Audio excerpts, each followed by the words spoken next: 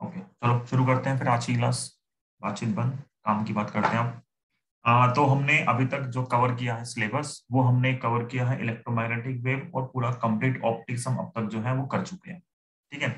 अब हमारे जो बचा है पार्ट, वो दो टॉपिक बचते हैं हमारे, वैसे अगर ओवरऑल देखा जाए तो। एक टॉपिक को हम बोलते हैं, कॉमनली नाम आता है उसका, उसको हम बोलते हैं मॉडर्न फिजिक्स। ठीक है। एक हम टर्म यूज करते हैं उसके लिए, वो आता है मॉडर्न फिजिक्स। मॉडर्न फिजिक्स में एनसीईआरटी के हिसाब से तीन चैप्टर हैं, चैप्टर नंबर 11, 12 एंड 13। ये तीन चैप्टर को हम कंबाइन करके बोलते हैं मॉडर्न फिजिक्स। ठीक है। और ये तीनों चैप्टर जो है 50% के आसपास आपने 11th क्लास में पढ़े थे। ठीक है, लेकिन केमिस्ट्री के अंदर पढ़े थे, आपने फिजिक्स में नहीं पढ़े थे। ठीक है। अब हमें फिजिक्स में पढ़ने हैं। फिजिक्स में पढ़ने की जो अप्रोच है वो टोटली डिफरेंट होती है जो हम केमिस्ट्री में पढ़ते हैं जिस तरीके से। ठीक है, कोई कोई मतलब एक तरीके से सिमिलैरिटी है ही नहीं, दोनों पोल्स अपार्ट है। ठीक है, ऑल्दो नाम सेम है टॉपिक के जो हम यहाँ पढ़ेंगे, पर जो अप्रोच है पढ़ने की वो टोटली डिफरेंट है। ठीक, तो शुरू करते हैं। एक क्लास आज है, एक कल एक्स्ट्रा क्लास है। कल एक्स्ट्रा क्लास दिन में रखूंगा, मैं बता दूंगा टाइम, में भी 2 बजे के आसपास। ठीक है, कल सबकी छुट्टी है ना? आई होप कल सबकी छुट्टी है। बहुत बढ़िया। तो हमें ये इस वीक में वाइंड अप करना है, हो जाएगा आराम से। चैप्टर का नाम है हमारा पहला, ये मैंने ना चैट बॉक्स ओपन ही किया हुआ, तो सर शायद से होगी। अरे भाई छुट्टी है, अच्छे स्कूल देते हैं। अब तू देख ले तेरा स्कूल कैसा है। गवर्नमेंट स्कूल की तो होनी होनी है। तो पहला चैप्टर है हमारे पास, चैप्टर नंबर 11।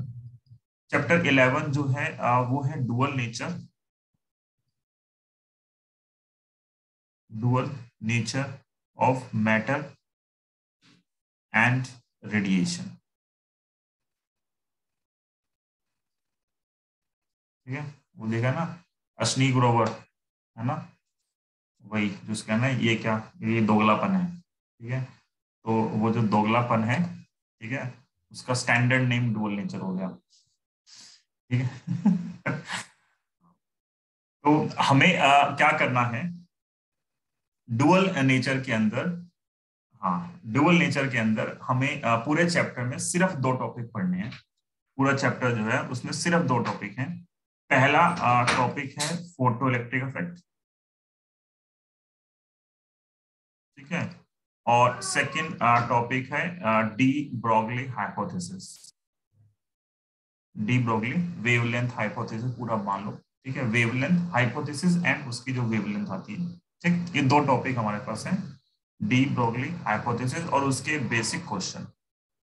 तो ये जब ये दो चैप्टर हो जाएंगे, टॉपिक हो जाएंगे, तो चैप्टर खत्म। ठीक है ना, इतना सा हमारा जो पार्ट है, photo electric effect and de Broglie hypothesis. जो आपका केमिस्ट्री में एक पैराग्राफ था, वो हमारा यहाँ पे देखो अभी 1 साल के अंदर ही पूरा चैप्टर बन गया ऑलमोस्ट। ठीक है, तो आसान सा टॉपिक है, बहुत ज्यादा डिफिकल्ट नहीं है।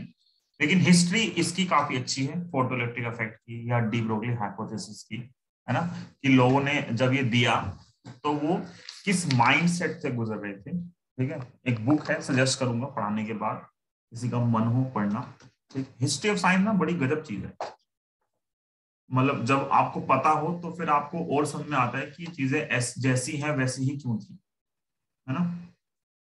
आज एक बच्ची को आना था नया, कौन है वो, अर्पिता। अर्पिता तुम्हारा स्कूल कौन सा है, मैं भूल गया, तूने बताया तो शायद। दर्शन एकेडमी। दर्शन अकेडमी, हाँ।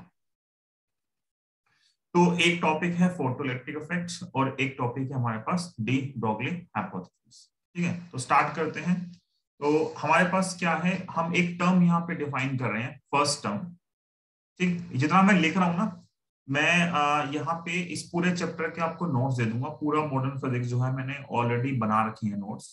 ठीक है, लेकिन पहले नोट्स जो थे वो हैंड रिटन है, मैं वो भी भेज दूंगा, और जो मैंने अभी टाइप करवाए हैं थोड़े से मॉडिफाई करके, वो भी भेज दूंगा। ठीक है, दोनों हम, मैं आपको नोट्स भेज दूंगा, पढ़ लेना। तो आप यहाँ नोट्स बनाओ या ना बनाओ, डजेंट मैटर, आपको नोट्स मिल जाएंगे पूरे के पूरे। ठीक है।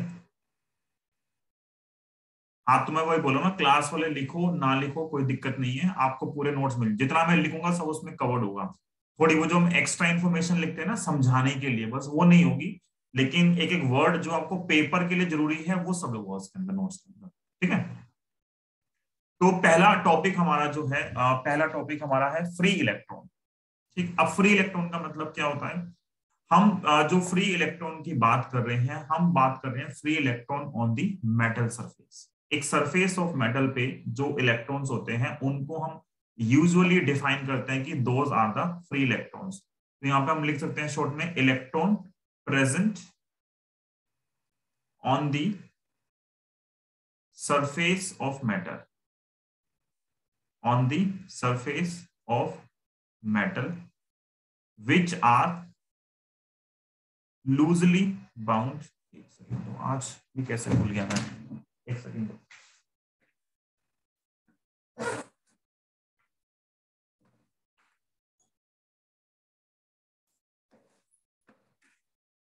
मैं लैपटॉप पर चार्ज लगाना भूल गया।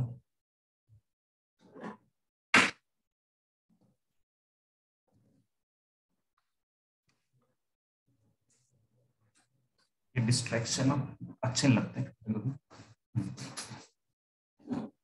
तो टॉपिक है हमारे पास क्या, electron present on the surface of metal which are loosely bound, which are loosely bound, किसके साथ? ठीक है, which are loosely bound to the surface. Loosely bound का मतलब है इतने फ्री तो हैं कि सरफेस पे घूम सकें, ठीक है, लेकिन इतने फ्री नहीं है कि बाहर जा सके। ठीक है, वही तुम्हारी तरह वाला हाल हो गया। ठीक है, घर में घूम लो लेकिन बाहर नहीं जाना। ठीक है, तो वही हमारे पास क्या होते हैं, फ्री इलेक्ट्रॉन। मतलब अगर एक फ्री इलेक्ट्रॉन को सरफेस से बाहर जाना है, ठीक, तो अपने आप सरफेस से बाहर नहीं जा सकता, उसको कहीं से एनर्जी देनी पड़ेगी। जब उसको एनर्जी देनी पड़ेगी, ठीक है, तो किस किस तरीके से एनर्जी दें जिससे वो इलेक्ट्रॉन जो है सरफेस छोड़ के बाहर चला जाए, हमें बस मेनली वही डिस्कस करना है। ठीक है, electron present on the surface of metal which are loosely bound to the surface, they can move freely. कहां पे? On the surface. ठीक है, सरफेस पे तो मूव कर सकते हैं but can not leave the surface. एक बेसिक सी चीज है, ये कोई पूछेगा भी नहीं डेफिनेशन, ये बस हम लिख रहे हैं, ये समझने के लिए है।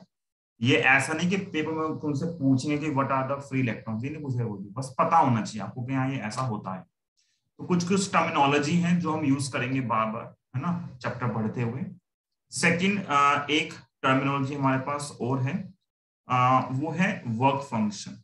ये भी वर्ड आपने पहले सुना है, आप फर्स्ट टाइम नहीं सुन रहे हो कि वर्क फंक्शन क्या होता है।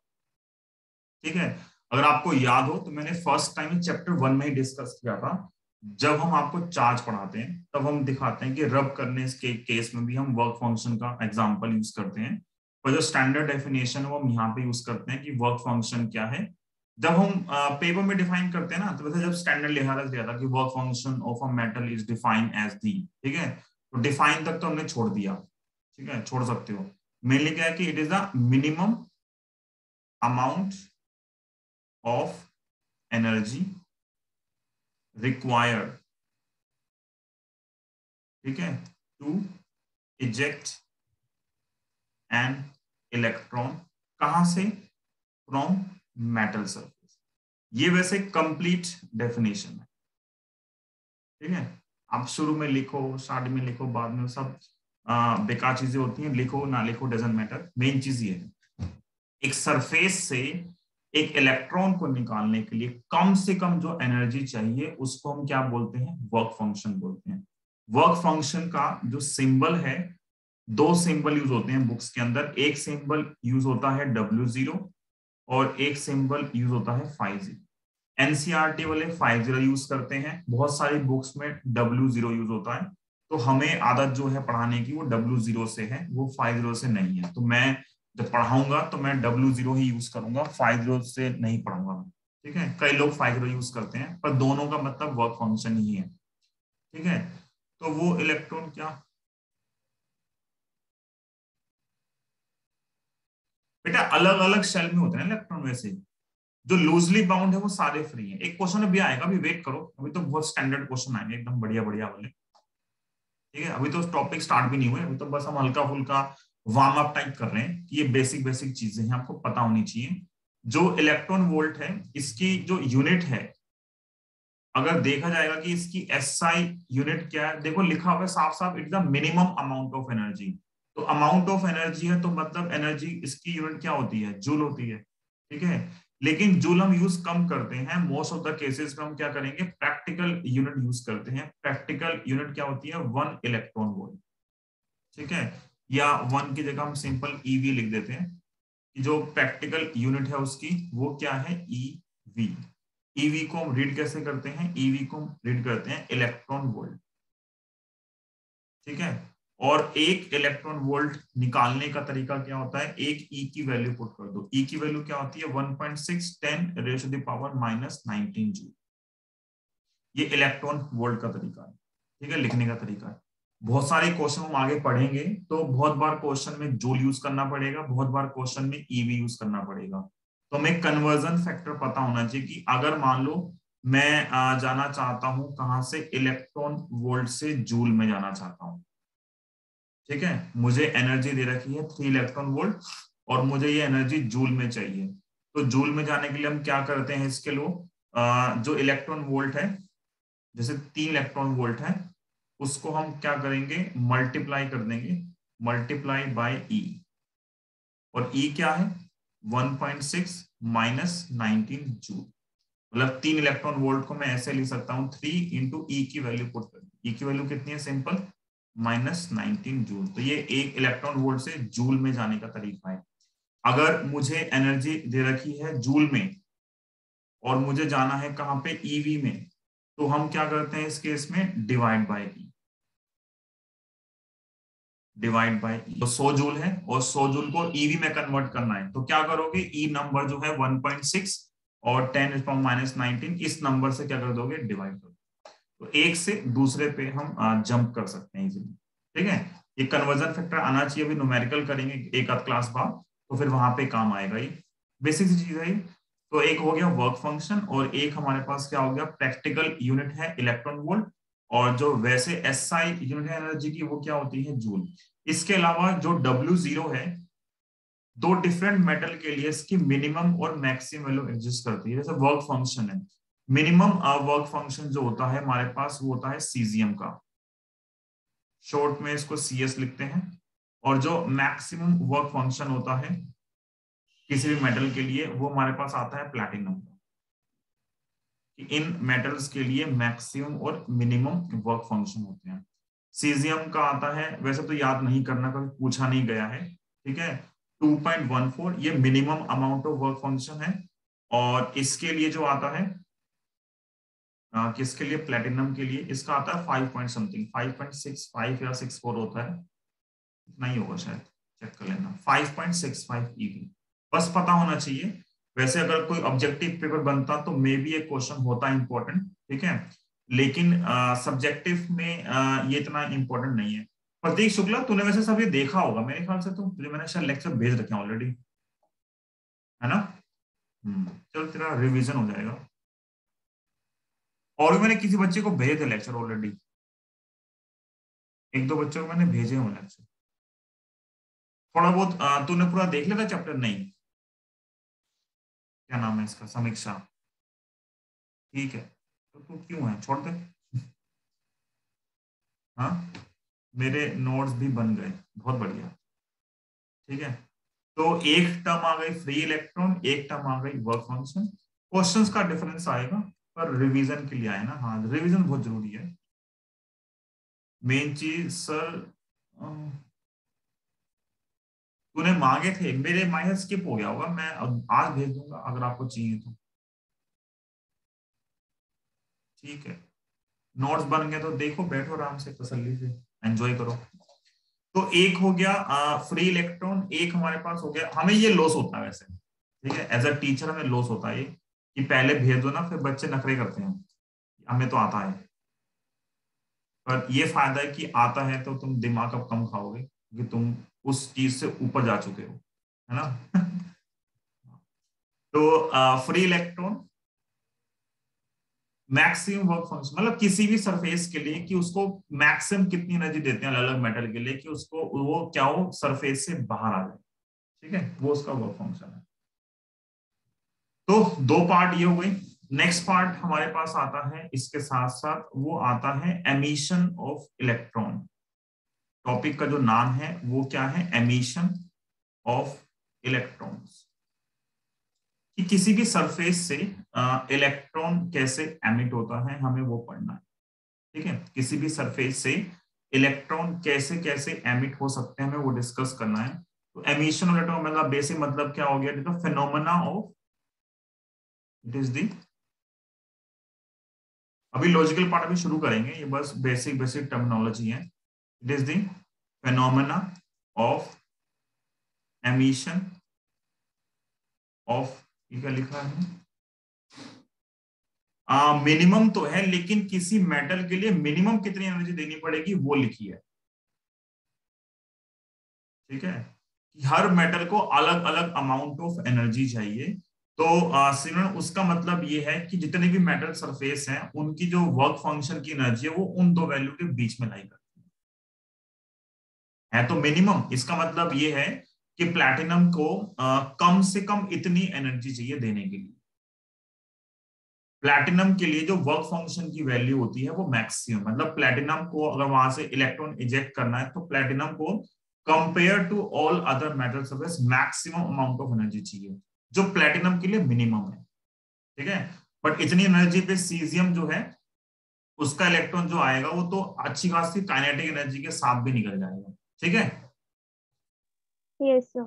ओके, तो phenomena of emission of electron कहां से, फ्रॉम अ मेटल सरफेस। एक मेटल सरफेस से, एक मेटल सरफेस से इलेक्ट्रॉन को निकालने में जो मतलब जो फिनोमेना है इलेक्ट्रॉन निकालने का उसको हम क्या बोलते हैं, एमिशन ऑफ इलेक्ट्रॉन, ठीक। पर अब क्वेश्चन आता है कि हम किस किस तरीके से इलेक्ट्रॉन को निकाल सकते हैं, ऐसे कौन कौन से मेथड हैं जहां से हम इलेक्ट्रॉन को निकाल सकते हैं। तो कुछ हमारे पास स्टैंडर्ड हम मेथड आते हैं, जैसे पहला है, हम वो लिख रहे हैं सिर्फ जो एनसीईआरटी में दे रखे हैं, इससे ज्यादा भी होते हैं, ठीक है, अभी हम सिर्फ वो लिख रहे हैं जो एनसीईआरटी में दे रखे हैं। पहला है थर्मियोनिक, नाम ही ऐसा अजीब सा नहीं, थर्मियोनिक एमिशन। शॉर्ट टर्म में इसको हम बोल दे सकते हैं थर्मल एमिशन, अगर ऐसा भी लिख दो तो चलेगा। थर्मल का मतलब हमेशा होता है हीट, टेम्परेचर से, ठीक। तो पहले केस में क्या है जो थर्मल एमिशन है, पहले केस में मेरे पास एक मेटल थी उसको मैंने हीट कर दिया, ठीक है। तो उसको हीट करने से, उस मेटल सरफेस को हीट करने से उस सरफेस के इलेक्ट्रॉन जो है वो एनर्जी गेन करते हैं, और जब उनकी एनर्जी इस वर्क फंक्शन से ज्यादा हो जाती है तो वो क्या होते हैं, उसको छोड़ के बाहर निकल जाते हैं, वो बिल्कुल फ्री हो जाते हैं, ठीक है। तो अगर हम हीट प्रोवाइड करेंगे तो हीट प्रोवाइड करने से भी जो कुछ मेटल्स के लिए क्या होती है वो एनर्जी गेन करके इलेक्ट्रॉन बाहर आ जाते हैं। तो इस तरीके के एमिशन को हम क्या बोलते हैं, थर्मल एमिशन।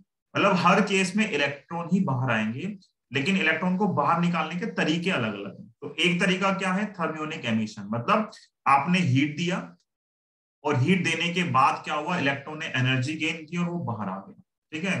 तो यहाँ पे क्या लिख सकते हो आप, वैसे नोट्स में लिखा होगा सब, मेटल को क्या किया आपने, हीट किया है, ठीक है, and after gaining sufficient amount of energy जो इलेक्ट्रॉन्स होते हैं they are ejected from the metal surface, ठीक है। ये पहला पार्ट हो गया। सेकेंड पार्ट हमारे पास आता है, ये मैं इसलिए नहीं लिख रहा हूँ क्योंकि पूछेंगे नहीं है, ठीक है, जो काम का है वो थर्ड है हमारा। सेकंड है फील्ड एमिशन, बस हमें पता होना चाहिए कि हाँ ये पॉसिबिलिटी होती है इलेक्ट्रॉन को निकालने की। सेकंड है फील्ड एमिशन।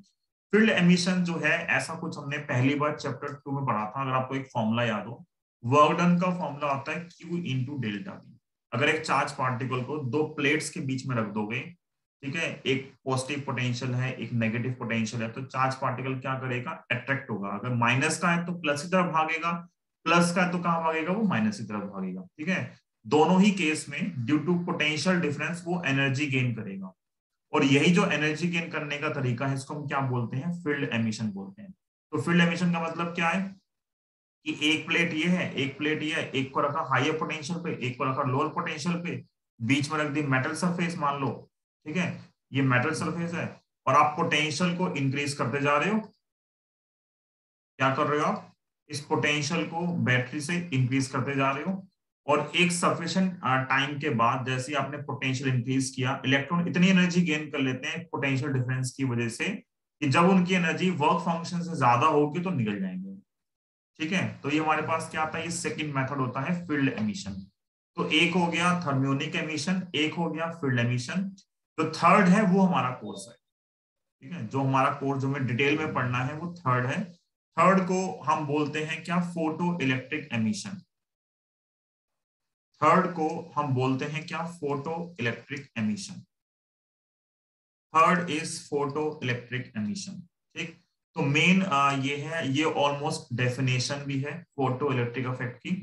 तो अगर मैं नीचे एक पार्ट और लिखता हूं पहले, जो हमारा मेन टॉपिक हमें आज स्टार्ट करना है वो है हमारे पास फोटो इलेक्ट्रिक इफेक्ट। ठीक है, यूजुअली मैं क्या करता हूँ, यूजुअली मैं डेफिनेशन जो है फोटो इलेक्ट्रिक इफेक्ट की वो लास्ट में लिखता हूँ, पूरा टॉपिक पढ़ाने के बाद ना, 2 क्लास के बाद मैं डेफिनेशन लिखता हूँ। ठीक है, पर हर बार बच्चे अलग आते हैं, है ना, नखरे करते हैं कि नहीं लिख के दो, है ना, अभी हम बाद में समझ लेंगे, तो फिर हमें कई बार लिखनी पड़ती है, पर हम अवॉइड करते हैं क्योंकि हम जो लिखेंगे वही फेनोमेना में समझना है कि ये डेफिनेशन ही ऐसी क्यों है डेफिनेशन। तो फोटो इलेक्ट्रिक एमिशन और फोटो इलेक्ट्रिक इफेक्ट दोनों की जो स्टेटमेंट है वो ऑलमोस्ट सेम सी है। ठीक है, तो जो डेफिनेशन यहाँ पे एमिशन में वही डेफिनेशन यहाँ पे है। तो जब हम यहाँ लिखते हैं फोटो इलेक्ट्रिक एमिशन के अंदर, तो ये क्या है, यहाँ पे इलेक्ट्रॉन्स आर इजेक्टेड। ठीक है, इलेक्ट्रॉन्स आर इजेक्टेड कब, from metal surface when a light of suitable frequency falls on it। ठीक है, और जो इजेक्टेड इलेक्ट्रॉन्स होते हैं, जो इजेक्टेड इलेक्ट्रॉन्स हैं, ejected electrons are called photo electrons. ठीक है, यहाँ फोटो वर्ड जो है वो लाइट के लिए। ठीक है, फोटो इलेक्ट्रिक एमिशन का मतलब होता है कि लाइट आती है एक सरफेस के ऊपर, और लाइट के आने से कुछ चार्ज पार्टिकल निकलते हैं बाहर, और उनको हम क्या बोलते हैं, फोटो एमिशन बोल देते हैं।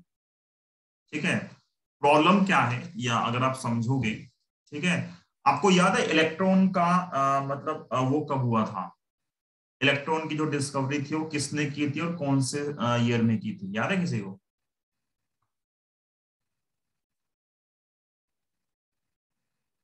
अच्छा, गुड, चारू का पहला आंसर आया है, बाकी बच्चे गूगल कर रहे हैं। ठीक है, नाइस ट्राई। और कौन से सन में की थी, ये ध्यान है क्या, अराउंड, किसी एक बच्चे को याद हो? इतने तो गूगल भी कर लेते हैं ऐसे, है ना। हाँ, जे थॉमसन पूरा नाम था ऐसा। बहुत कम बच्चे लिख रहे हैं, क्या केमिस्ट्री भी नहीं पढ़ते हो क्या, या ये सब फैक्चुअल बातें कौन याद रखता है?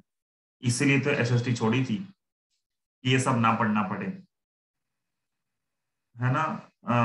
सर देखो बिना सर्च के, हाँ रुचिका ने, रुचिका तूने पक्का गूगल किया है ना? बुक में लिखा है, अच्छा बुक में लिखा है, मतलब बुक लेके बैठ गया। ठीक है, तो रुचिका ने करेक्ट आंसर दिया है 1897। ठीक है, और साइंटिस्ट थे जे थॉमसन। ठीक है, 1897 में उन्होंने बोला था कि इलेक्ट्रॉन पार्टिकल होता है। ठीक, लेकिन फोटो एमिशन जो है, सर सेम क्वेश्चन लेक्चर में भी यही सुना था, लेकिन अब थोड़ा बहुत तो चेंज आएगा ना, हर चीज सेम नहीं आती। ठीक है, देखो अब मेथोडोलॉजी थोड़ा बदल जाएगी। ठीक है, तुम दोबारा पढ़ रहे हो, हाँ, ये थोड़ा कि मैं हर साल बिल्कुल ही नए इतने क्रिएटिव वो लेके आता हूँ बनाने के, काफी हद तक सेम रहता है, थोड़ा बहुत 20% का चेंज आता है आराम से। ठीक, 1897 में इन्होंने जो है इलेक्ट्रॉन की डिस्कवरी हुई थी। ठीक है, लेकिन जो पहले साइंटिस्ट थे जिन्होंने ये फोटो एमिशन ऑब्जर्व किया था वो अराउंड था 1888। तकरीबन 10 साल हो गए ना, और ऑलमोस्ट 9 ईयर्स हो गए। 88 में फोटो इलेक्ट्रिक एमिशन जो है, ये वाला ज्यादा अच्छा है पिछले वाले ईयर से।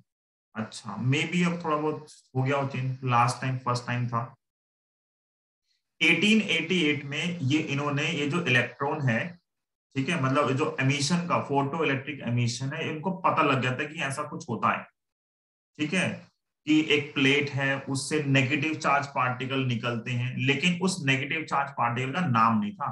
10 साल तक बेनाम था वो, ठीक है। 1888 से उनको ये पता था कि जब यहाँ पे एक प्लेट है उस पर लाइट आती है तो कुछ नेगेटिव चार्ज निकलता है। उस नेगेटिव चार्ज को बाद में नाम दिया गया इलेक्ट्रॉन, ठीक है। उसके बाद जो है फिर बोला गया कि हाँ, ये जो अभी इस फेनोमेना में फोटो इलेक्ट्रिक एमिशन के अंदर जो नेगेटिव चार्ज पार्टिकल निकल रहा है, इसको हम बोलेंगे क्या, फोटो इलेक्ट्रॉन, ठीक है। तो जो नेमिंग है वो बहुत बाद में हुई। जब एक्सपेरिमेंट कर रहे थे तो एक्सपेरिमेंट के नाम पे सब कोई नाम नहीं था, ठीक है। अभी आ रहे हैं धीरे धीरे, मस्त चीज आती है, हिस्ट्री बड़ी गजब आती है इसकी ना, पूरे टॉपिक की। ये 1890 से स्टार्ट करके, मतलब 88 से मान लो, ठीक है, 1930 1940 तक का जो टाइम था ना, वो साइंस के लिए बहुत बढ़िया टाइम था, ठीक है। बहुत बड़े बड़े जो ब्रेक थ्रू हुए हैं साइंस के, मॉडर्न फिजिक्स के, जहां पे क्लासिकल फिजिक्स और मॉडर्न फिजिक्स को अलग अलग कर दिया, वो यही टाइम था। तो इस टाइम पे मेजरली जो आप पढ़ रहे हो केमिस्ट्री का स्टार्टिंग का, ठीक है, वो आप सब ये पढ़ चुके हो वैसे केमिस्ट्री के अंदर, पर वहां अलग तरीके से होता है ना, वहां फटाफट करा देते हैं, क्योंकि उनका मेन पर्पस ये सब पढ़ाना नहीं है, उनका पर्पस अलग है, ठीक है। हमारा तो मेन यही काउंट होता है सारा, मॉडर्न फिजिक्स की स्टार्टिंग ही सब है। तो ऊपर जो हमने डेफिनेशन लिखी है फोटो इलेक्ट्रिक एमिशन की, यही सेम डेफिनेशन हम नीचे लिखते हैं फोटो इलेक्ट्रिक इफेक्ट के अंदर।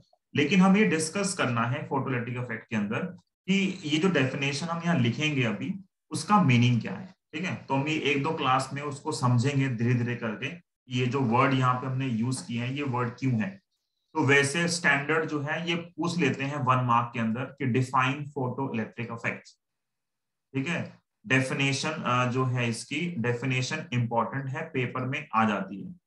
डेफिनेशन की जगह स्टेटमेंट लिख देते हैं, बेटर वर्ड है। स्टेटमेंट जो है इसकी इंपॉर्टेंट है, फोटो इलेक्ट्रिक इफेक्ट की आपको याद होनी चाहिए। तो ये क्या बोलता है, इट इज दी ऊपर वाली सेम चीज ही है, it is the phenomena of emission of electron, ठीक है। कहां से, from a metal surface, from a metal surface when a light of suitable frequency, when a light of suitable frequency falls on it। जैसे यहाँ पे हमने word use किया suitable frequency, ठीक है, तो ये नया वर्ड है हमारे लिए, हमने ऐसा पहले कभी यूज नहीं किया ना। तो मैं ये समझना है मतलब यहाँ पे आगे की क्लासेस के अंदर कि सुटेबल फ्रीक्वेंसी वर्ड क्यों यूज करते हैं। मैंने अभी लिख दिया ये, ठीक है, लेकिन इसको हम धीरे धीरे पढ़ेंगे। यहाँ पे इसमें जो मेंशन कर लेते हैं कि जो एमिटेड इलेक्ट्रॉन्स होते हैं, एमिटेड इलेक्ट्रॉन्स आर कॉल्ड, ठीक है, फोटो इलेक्ट्रॉन्स। और करंट जो कोरेस्पॉन्डिंग करंट जो इलेक्ट्रॉन समेत करंट मिलती है, corresponding current is called photo electric current, ठीक है। ये हमारे पास जो है बेसिक पार्ट है। अब हम इसकी थोड़ी डेप्थ में जाते हैं कि जो फेनोमेना है फोटो इलेक्ट्रिक एमिशन, ठीक है, ये आपको जो पता है, जो आपने पहले पढ़ा हुआ है थोड़ा बहुत, आपको पता है कि ये आइंस्टाइन के नाम से फेमस है, ठीक है, कि फोटो इलेक्ट्रिक इफेक्ट जो है वो किसने दिया था, तो आप बोलते हो कि आइंस्टाइन ने दिया था, है ना, छोड़ते बोलते कि आइंस्टाइन ने दिया था। लेकिन आइंस्टाइन बहुत बाद में आए थे इस फेनोमेना के अंदर, ठीक है। उन्होंने तो सिर्फ रायता समेटा था, ठीक है, रायता समेटा समझते नहीं समझते हो, ठीक है, कि पहले सब कुछ था, वो आए, उन्होंने बड़ी पिक्चर देखी और उसके बेसिस पे उन्होंने जो है इस चीज का कंक्लूजन निकाल दिया। ठीक, तो कौन कौन लोग थे जिन्होंने ये एक्सपेरिमेंट किया था, मतलब जिसके बेस पे फोटोइलेक्ट्रिक इफेक्ट बना, हमें वो डिस्कस करना है डिटेल में, है ना। पूरा कंसेप्चुअल पार्ट है, मतलब रटने वाला नहीं है। जो रटने वाला था ये ऊपर था, ठीक है, अब रटने वाला नहीं है पार्ट। तो इसके अंदर सेम चीज स्कूल वाले सर ने क्या बोला था,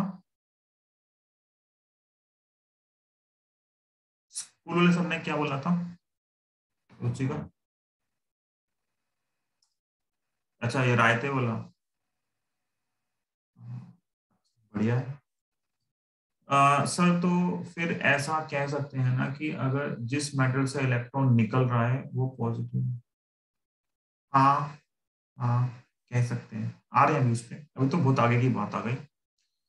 टॉपिक हमारा ये है कि हमें जिस जिस एक्सपेरिमेंट के बेस पे फोटो इलेक्ट्रिक इफेक्ट या जो ये फिनोमेना है हम डिफाइन कर रहे हैं, हमें वो एक्सपेरिमेंट पढ़ना है।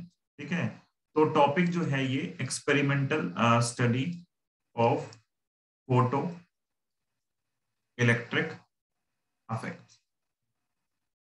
ठीक है, 4 ग्राफ बनेंगे। जो हम 4 ग्राफ बना लेंगे तो आप एज्यूम करना कि आपका 70% चैप्टर खत्म। ठीक है, जो हम नेक्स्ट क्लास तक बना लेंगे। ठीक है, होपफुली हम नेक्स्ट क्लास तक 4 ग्राफ बना लेंगे। आज हमें एक ग्राफ खत्म करना है बस, तो देखते हैं कितना जल्दी खत्म कर सकते हैं। Experimental study of photoelectric effect, तो मैं फटाफट एक बार सेटअप बना लेता हूँ। सेटअप क्या है आपके पास, बेसिक सा सेटअप है कि एक आपके पास खाली चैम्बर होता है। ठीक है, जब भी ऐसे एटॉमिक लेवल पे हम एक्सपेरिमेंट करते हैं तो क्या चाहिए होता है कि हमें ना खाली जगह चाहिए जिसमें और कुछ ना हो, एक्सेप्ट जो इलेक्ट्रॉन जो है एमिट होंगे, उसके अलावा हमें कुछ भी नहीं चाहिए। तो एक हमारे पास क्या है, खाली चैम्बर है। तो ये हमारे पास एक खाली चैम्बर है। ठीक है, और इस चैम्बर में मतलब वैसे तो बुक्स वगैरह में गोल बना होता है। ठीक है, तो ये हमारे पास एक चैम्बर है खाली, और इस चैम्बर में एक जगह पे हम क्या चाहते हैं कि इस पे लाइट इंसिडेंट हो। तो लाइट इंसिडेंट कराने के लिए हमने क्या कर दिया, इसके अंदर एक एक जगह क्रिएट कर दी जहां से लाइट जो है वो एंटर करेगी। इसको बोल देते हैं हम विंडो है ये हमारे पास क्या है, एक विंडो है। यहां से लाइट इंसिडेंट हो रही है किसके ऊपर, एक मेटालिक सरफेस है। ये जो है हमारे पास, this is a metallic surface. थोड़ी सी मोटी ड्रॉ कर देते हैं। ये हमारे पास एक मेटालिक सरफेस है, ज्यादा हो गई ना।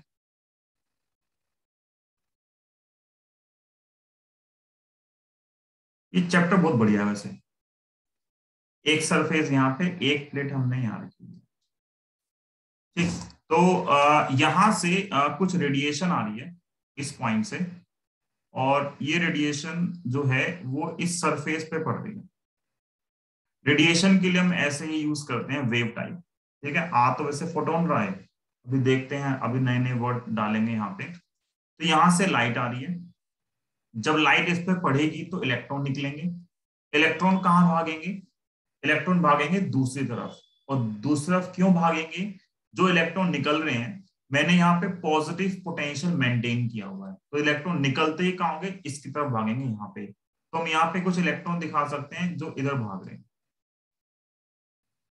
ठीक है, कहाँ पे, पॉजिटिव प्लेट की तरफ। यहाँ जो इलेक्ट्रॉन निकला वो इलेक्ट्रॉन इधर की तरफ भाग रहा है, उसकी जर्नी यहाँ है। ठीक है, इलेक्ट्रॉन यहाँ से इधर की तरफ भाग रहा है। और क्या है, करंट मेजर करने के लिए हमने इसको एक एक्सटर्नल सर्किट बना रखा है करंट मेजर करने के लिए। और यहाँ पे मान लो जो करंट इलेक्ट्रॉन डिटेक्ट होंगे उसके लिए है एक माइक्रो एम्पियर जो करंट है। और ये इतना हमारे पास सेटअप है। ठीक है, अंदर जो है ये है हमारे पास इवैक्यूएटेड,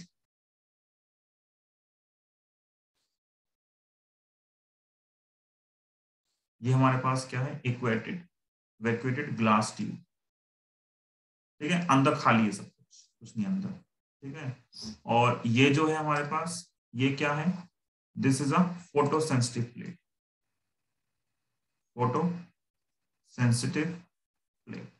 जिन्होंने एक्सपेरिमेंट किया था उन्होंने यूवी रेज यूज की थी एक्सपेरिमेंट करने के लिए। उन्होंने जो रे यूज की थी वो यूवी रेज थी। ठीक है, यहाँ पे इस एक्सपेरिमेंट के अंदर ना लाइट जो आ रही है वो यूवी लाइट आ रही है। ठीक, तो इतना पोर्शन है। और वोल्टेज मेजर करने के लिए हम यहाँ पे एक लगा सकते हैं, यहाँ से यहाँ तक वोल्ट मीटर लगा सकते हैं। ठीक, मुझे ये प्लस पोटेंशियल करना है। ये एक प्लेट है एनोड, इसको ए लिखते हैं, इस प्लेट को लिखते हैं सी। ठीक, तो एक सर्किट ये है, एक सर्किट ये है। इसके बाद क्या है, हमारे पास दो तरीके से सर्किट बनता है। यहाँ पे हमारे पास दो तरह के सर्किट बनता है। एक सर्किट जो मुझे पसंद है यूजुअली, वो क्या है, वो इजी है बनाना। इसको बनाना जो है वो इजी है सर्किट को। बुक में जो बना हुआ है वो अलग बना हुआ है। यहाँ पे क्या है, एक हमारे पास एक बैटरी है, और बैटरी कैसी है, वेरिएबल बैटरी है। जो बैटरी है मैं वोल्टेज को चेंज कर सकता हूँ। और एक हमारे पास यहाँ पे पार्ट है, इसको नंबरिंग कर देते हैं 1 2 3 4। ठीक है, तो नंबरिंग करने का मतलब क्या है कि अगर मैं इस ए पार्ट को यहाँ पे एनोड मतलब पॉजिटिव करना चाहता हूं, तो यहाँ पॉजिटिव कब होगा, जब दो किससे कनेक्ट होगा, 4 से, और एक किससे कनेक्ट होगा, ए से। तो इस केस में जो प्लेट ए है वो पॉजिटिव है। लेकिन अगर मैंने एक को कनेक्ट कर दिया 4 से, दो को कनेक्ट कर दिया 3 से, तो इस केस में जो प्लेट ए है वो क्या हो जाएगी, नेगेटिव। है ना, दोनों पॉसिबिलिटी है, हमें दोनों चाहिए। ये इजी डायग्राम है बनाने के लिए, कि मतलब यहाँ पे अभी इनिशियली ऐसा है, 4 इससे कनेक्टेड है और ये इससे कनेक्टेड है, तो ऐसा होगा। तो प्लेट ए जो है वो पॉजिटिव है और जो सी है वो क्या है, नेगेटिव है। लेकिन इसी चीज को जो बनाते हैं एनसीईआरटी में, जो एनसीईआरटी डायग्राम बना हुआ थोड़ा सा अलग बना हुआ है। इसको पोटेंशियल डिवाइडर बोलते हैं। वैसे जो स्टैंडर्ड नेम है इस चीज का वो क्या है, पोटेंशियल डिवाइडर। ये आपके पास एक रियोस्टेट है, एक ये वेरिएबल पार्ट हो गया। ठीक है, ये कौन सी, और यहां से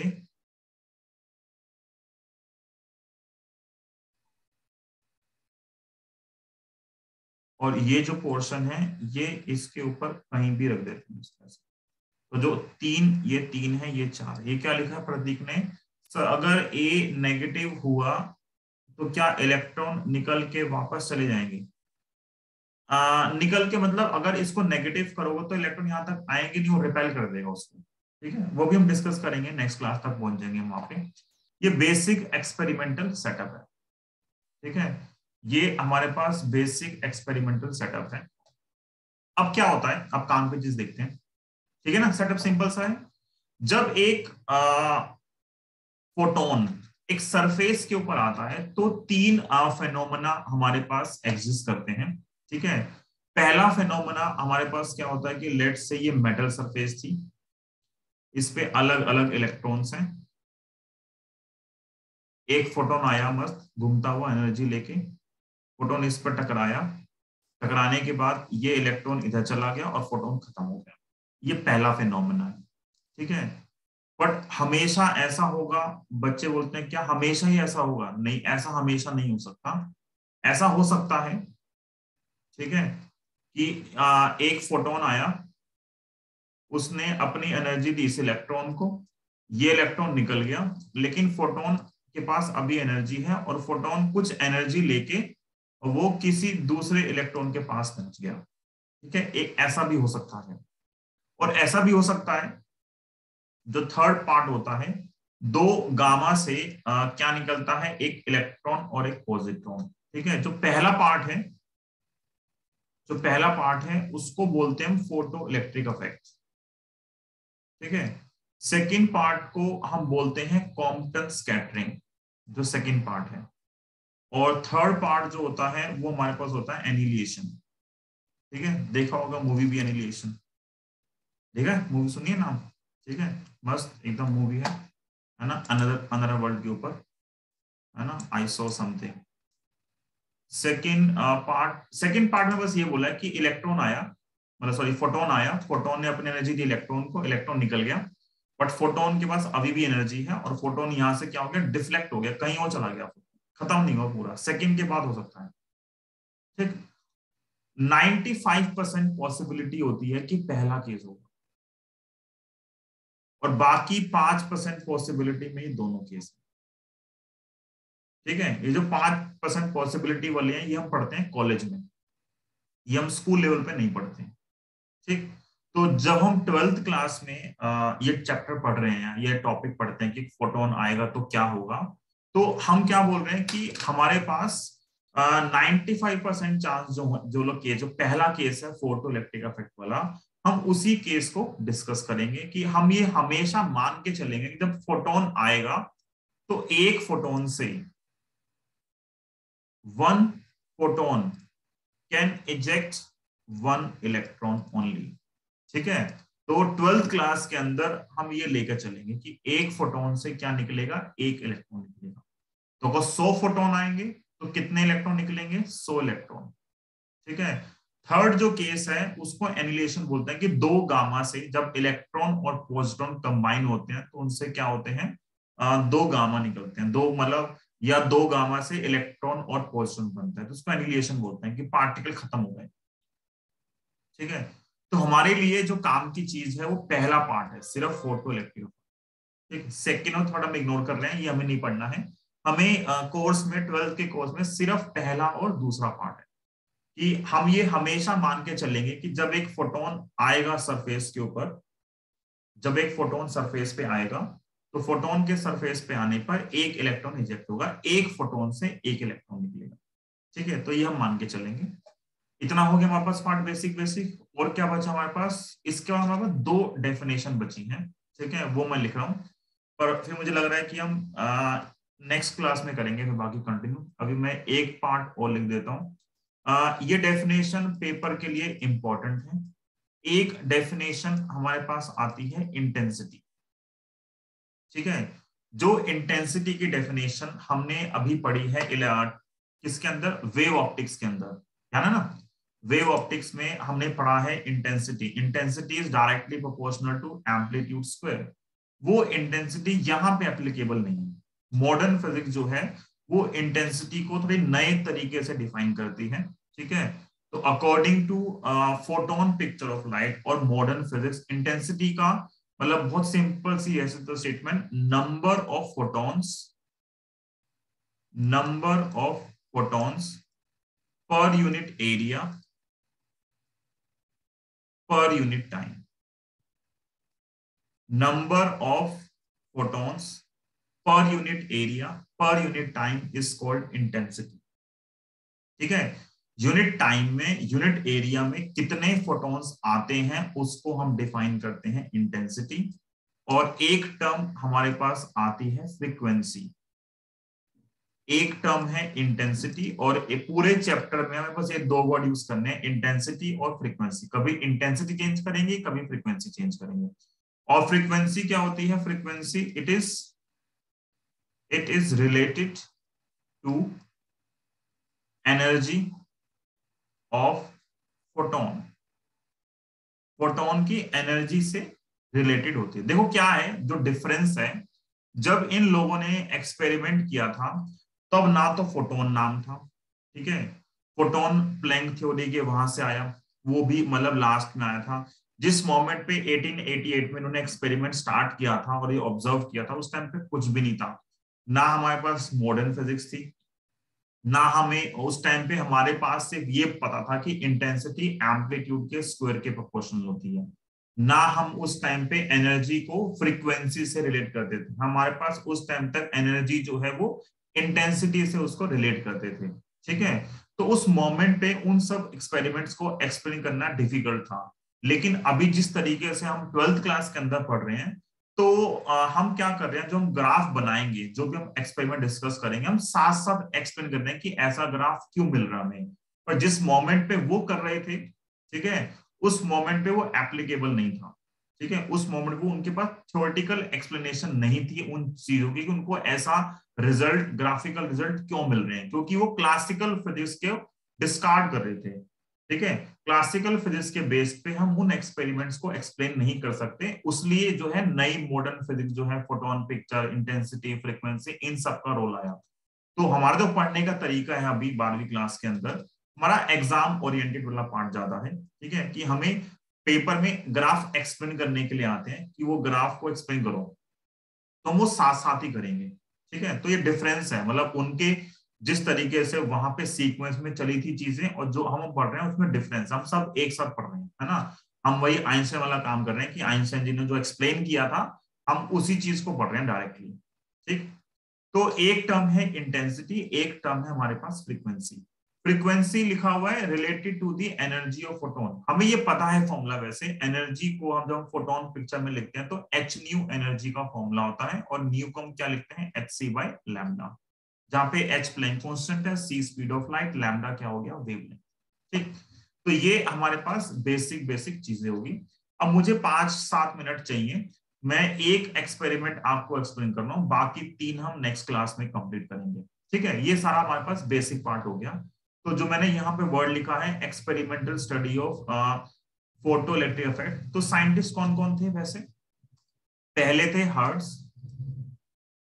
जिन्होंने स्टार्ट किया था। ठीक है, पहले जो थे वो हमारे पास क्या थे, हर्ट्ज। इसके बाद हमारे पास 2 साइंटिस्ट थे, एक थे लेनर्ड,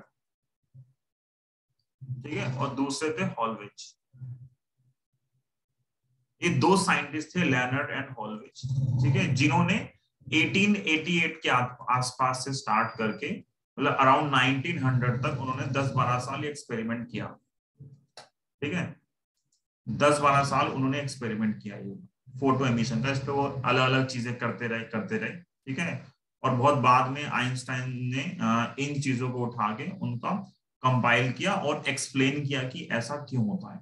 ठीक है, तो नोबेल जो उनको प्राइज मिला वो तो आइंस्टाइन को मिला, पर इनका नाम आता है कि एक्सपेरिमेंट इन्होंने स्टार्ट किया था। आइंस्टाइन के एक्सपेरिमेंट्स के बेस पे फिर जो फोटोन पिक्चर ऑफ लाइट थी उसके बेस पे उन्होंने क्या दिया, फोटो इलेक्ट्रिक इफेक्ट दिया। मेन रोल इनका, इन्होंने स्टार्ट किया था सारा का सारा। ठीक, तो पहला एक्सपेरिमेंट जो है हमारे पास यहां से, जो फर्स्ट एक्सपेरिमेंटल रिजल्ट है हमारे पास, हमें फर्स्ट एक्सपेरिमेंटल रिजल्ट पढ़ा। पहला आसान है, सबसे आसान पहला है। पहला है हमारे पास अफेक्ट, जो फर्स्ट है वो है affect of intensity, affect of intensity, ठीक है, ऑफ इंसिडेंट रेडिएशन, किसके ऊपर, ऑन फोटो इलेक्ट्रिक करंट। ये पहला हमारे पास ग्राफ है। ठीक है, कि इंटेंसिटी चेंज करने से फोटो इलेक्ट्रिक करंट पे क्या फर्क पड़ेगा। 2 ही हैं, एक इंटेंसिटी है, एक फ्रीक्वेंसी है। कभी इंटेंसिटी चेंज करेंगे, कभी फ्रीक्वेंसी चेंज करेंगे, ये 2 काम हमें करने हैं बस। ठीक, तो पहला हमारे पास जो है ग्राफ है, तो एक हम ग्राफ बना लेते हैं। ठीक है, 5 मिनट लगेंगे मैक्सिमम मुझे, 5 मिनट में हम ये वाइंड अप कर देंगे। ठीक है, क्लास आपकी नहीं फ्री हो, क्लास है फ्री हो। यहां पे है इंटेंसिटी और लिंक आ गया मैथ्स का। ठीक है, 5 मिनट में फ्री कर रहा हूं, और ये है फोटो इलेक्ट्रिक करंट, ये है फोटो इलेक्ट्रिक, और हॉरिजॉन्टल एक्सिस पे क्या है, इंटेंसिटी। ठीक है, चलो स्टार्ट करते हैं। तो अब क्या है, क्लास में ही हो, ये भी सही है, क्लास में ही हो। ऐसी कैसी क्लास है ट्यूशन की भी कि 2-2 क्लास एक साथ पढ़ रहे, इतने इंटेलिजेंट है भाई, एक ही पढ़ ले, छोड़ दो, यहां तो हम रिकॉर्डिंग दे देंगे तुम्हें। मैं बस लीव करने ही वाली थी, देख लो ऐसे बेइज्जती करते हैं वैसे कि आपकी तो इम्पोर्टेंट है ही नहीं, है ना। जो स्टार्ट होने वाली है बस वही इम्पोर्टेंट। खैर आज हम लेट हो गए वैसे तो कितना टाइम हो गया, 8 हो गए ना। वैसे तो मैं इस टाइम तक वाइंड अप कर देता हूँ, पर कोई नहीं, 5 मिनट और सही। चलो स्टार्ट करते हैं। एक्सपेरिमेंट क्या है देखो, इस ग्राफ पे जाते हैं वापस। फोटॉन्स आ रहे हैं। जब हम बोलते हैं कि एक वर्ड इंटेंसिटी है और एक वर्ड है फ्रीक्वेंसी, इंटेंसिटी बढ़ने का मतलब है कि हमने फोटॉन्स बढ़ा दिए। पहले 10 फोटोन थे या 50 फोटोन थे या 100 फोटोन थे, उन फोटोन नंबर ऑफ फोटोन्स को बढ़ा दिया। नंबर ऑफ फोटोन्स बढ़ाने से उनकी एनर्जी पे कोई चेंज नहीं आएगा। अगर बोलो कि मैंने 50 के 100 फोटोन कर दिए तो फोटोन की एनर्जी अभी भी वही है जो पहले थी। लेकिन जब मैं बोलता हूँ कि मैंने फ्रीक्वेंसी बढ़ा दी, यहां देखो, अगर आप फ्रीक्वेंसी बढ़ाओगे तो हर एक फोटोन की एनर्जी बढ़ जाएगी, पर क्या नंबर ऑफ फोटोन बढ़ेंगे? नहीं, नंबर ऑफ फोटोन नहीं बढ़ेंगे। तो इंटेंसिटी टोटली डिफरेंट चीज है, फ्रीक्वेंसी टोटली अलग चीज है। दोनों का कोई रिलेशन नहीं है। इंटेंसिटी अलग चीज है, इंटेंसिटी बढ़ेगी तो नंबर ऑफ फोटोन बढ़ेंगे, फ्रीक्वेंसी बढ़ेगी तो हर एक फोटोन की एनर्जी बढ़ेगी, लेकिन नंबर ऑफ फोटोन सेम रहेगी। तो पहले केस हम क्या कर रहे हैं, हमने इंटेंसिटी चेंज कर रहे हैं। तो क्या इंटेंसिटी चेंज करने से एनर्जी में कोई चेंज आएगा?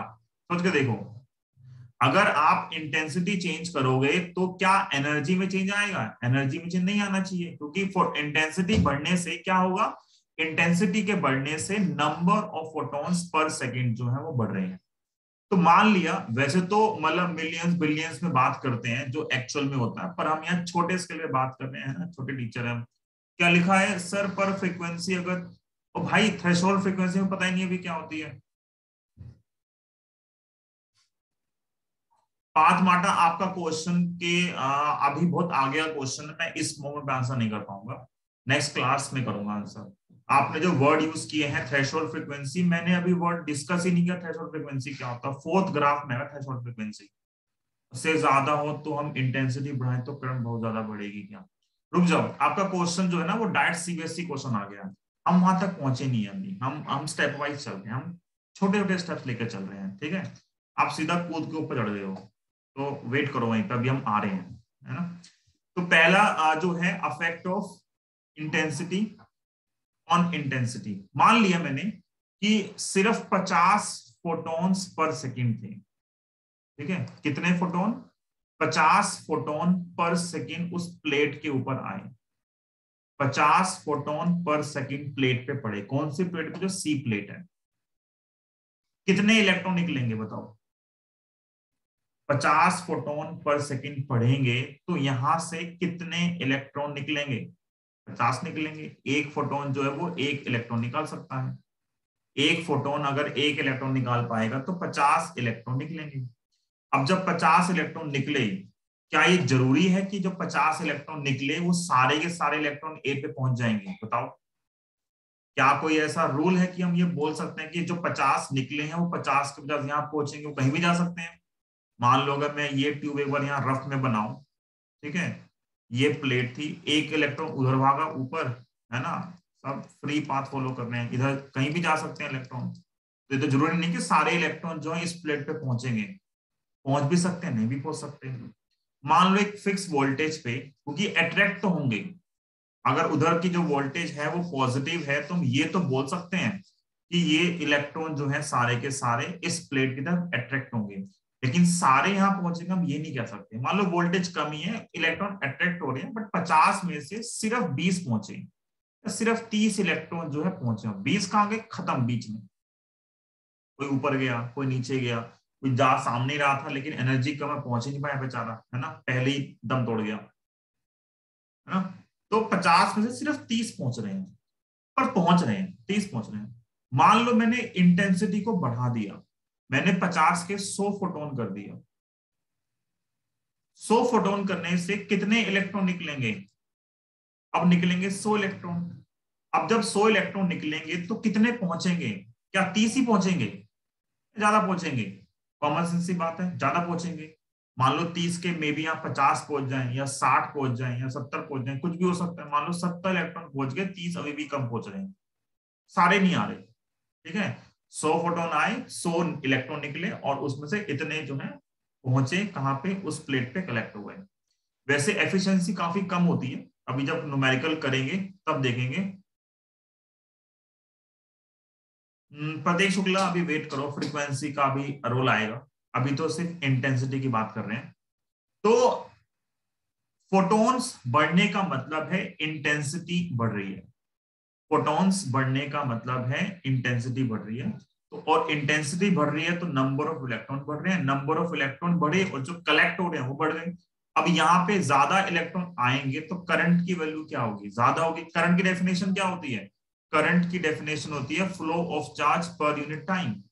अगर ज्यादा इलेक्ट्रॉन पर सेकंड आएंगे, मान लो पहले 20 इलेक्ट्रॉन थे, अब 40 हो गए, तो चार्ज बढ़ गया ना, तो टाइम सेम है, 1 सेकंड में ही आ रहे हैं, तो करंट की वैल्यू क्या होगी, बढ़ेगी। तो अगर इंटेंसिटी बढ़ाते हो आप, इन शॉर्ट क्या लिखोगे, इंटेंसिटी अगर आप बढ़ाते हो तो इंटेंसिटी के बढ़ने से क्या होगा, इंटेंसिटी के बढ़ने से नंबर ऑफ फोटॉन्स बढ़ेंगे। नंबर ऑफ फोटॉन्स बढ़ेंगे तो नंबर ऑफ इलेक्ट्रॉन जो इजेक्ट हुए हैं वो निकलेंगे, उतना ही बढ़ेंगे वो भी। नंबर ऑफ इलेक्ट्रॉन जो इजेक्ट हो रहे हैं वो बढ़ेंगे, तो जो इलेक्ट्रॉन कलेक्ट होंगे प्लेट के ऊपर, सी प्लेट के ऊपर, वो बढ़ेंगे। जब वो इलेक्ट्रॉन पर सेकंड बढ़ेंगे तो करंट की वैल्यू क्या होगी, बढ़ेगी। तो पहला ग्राफ है, हम एक्सप्लेन कर रहे हैं, ठीक है, साथ साथ। तो उन्होंने प्रैक्टिकली क्या ऑब्जर्व किया, उन्होंने प्रैक्टिकली ऑब्जर्व किया कि जो फोटो करंट है, photo current is directly proportional to the intensity of incident radiation, ठीक है, और लीनियर वेरिएशन होता है। उन्होंने ऑब्जर्व किया जो वेरिएशन है वो क्या है, लीनियर, तो डायरेक्ट है। तो डायरेक्ट ग्राफ कैसा होता है, डायरेक्ट ग्राफ ये होता है। तो ये आपका पहला कर्व है कि दोनों जो हैं वो क्या करते हैं, दोनों लीनियरली वेरी करते हैं। दोनों क्या करते हैं, दोनों लीनियरली वेरी करते हैं। कौन कौन, फोटो करंट एंड इंटेंसिटी, ठीक है। तो इसको शॉर्ट में लिखेंगे तो हम क्या लिखेंगे, अगर मुझे इस चीज को रीजन की फॉर्म में लिखना है तो मैं कैसे लिखूंगा कि with increase in intensity, short में ये आता है क्वेश्चन पेपर में, जैसे मैं लिख रहा हूं, क्या होगा, नंबर ऑफ फोटॉन्स, ठीक है, इंसिडेंट